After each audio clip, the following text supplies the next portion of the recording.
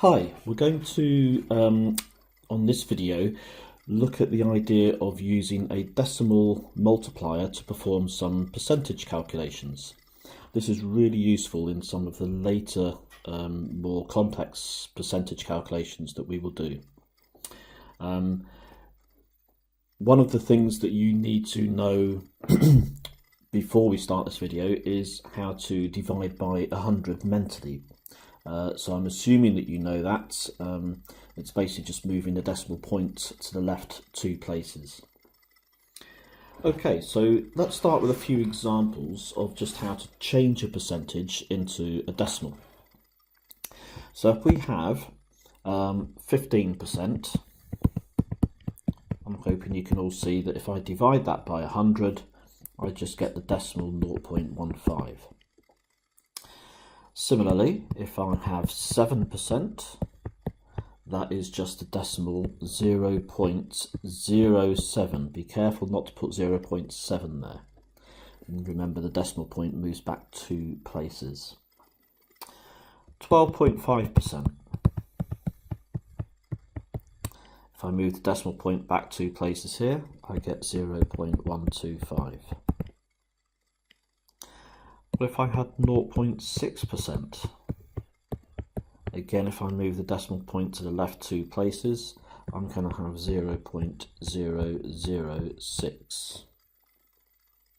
And now comes some interesting ones. What if I had 100%? Well, 100 divided by 100, just moving the decimal point back 2 places, just gives us 1. And this means that basically 100% is just a whole. What if we had something bigger than 100%, like 115%?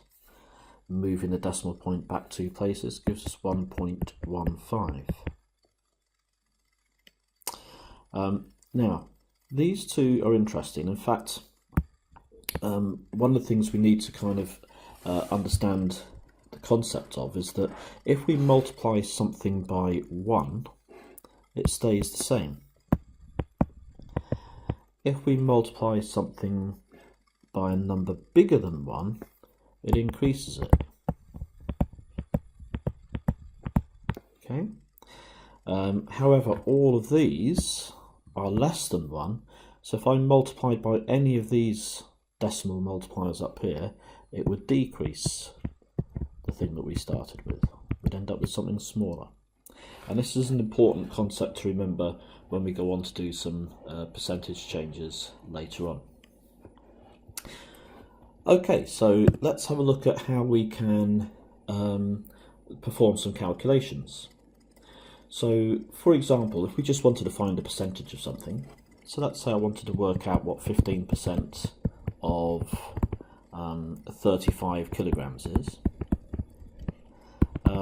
Well, I know I'm going to multiply 35 by something, and all I do is I write down the decimal multiplier for 15%, which I already know is 0.15.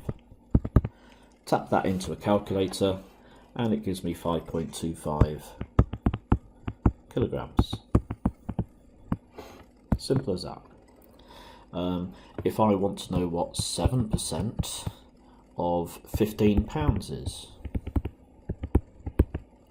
well, once again, I just start with my quantity, 15, and I'm going to multiply it by the decimal version of 7%, which is 0.07. And that gives me £1.05.